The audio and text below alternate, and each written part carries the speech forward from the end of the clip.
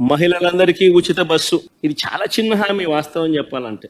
సంవత్సరానికి మహా అయితే నెలకు 275 కోట్లు కావచ్చు, సంవత్సరానికి మహా అయితే 3500 కోట్లు కావచ్చు. చాలా చిన్న హామీ వాస్తవం చెప్పాలంటే. ఎన్నికల మేనిఫెస్టోలో ఇది హామీ పెట్టాడు. ఫస్ట్ ఇయర్ అయిపోయింది, ఎగలు కొట్టేశాడు.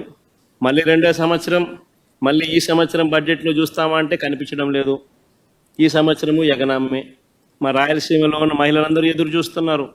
విశాఖపట్నం పోయి రావచ్చు కదా, పోయి చూసి రావచ్చు కదా, బాగుంటుంది కదా అని చెప్పి. కర్నూలు, విజయనగరము, శ్రీకాకుళము, ప్రకాశము, అనంతపురం, నెల్లూరు, వీళ్ళంతా మహిళలు ఎదురు చూస్తున్నారు. విజయవాడ, గుంటూరుకు పొద్దున పోయి సాయంత్రం రావచ్చు కదా, చూసి రావచ్చు కదా, ఏదో అమరావతి కడుతున్నాడు కదా, ఎలా ఉందో చూసి రావచ్చు కదా అని చెప్పి. ఉచిత బస్సు పెడితే ఉచితంగా ప్రయాణం చేసి రావచ్చు కదా, ఎక్కడికి పడితే అక్కడికి పోవచ్చు కదా, విహారయాత్రలకు పోవచ్చు కదా, చూసి రావచ్చు కదా, విశాఖపట్నం దగ్గర నుంచి, విజయవాడ దగ్గర నుంచి, గుంటూరు దగ్గర నుంచి అందరూ చూసి రావచ్చు కదా అని చెప్పి అందరూ ఎదురు చూస్తూ ఉన్నారు. కానీ ఈ పెద్ద మనిషి ఏమో ఇటువంటి చిన్న హామీని కూడా నెరవేర్చడంలో మాత్రం ఈ చంద్రబాబు నాయుడు అనే వ్యక్తి తన నైజాన్ని చూపిస్తూ ఉన్నాడు.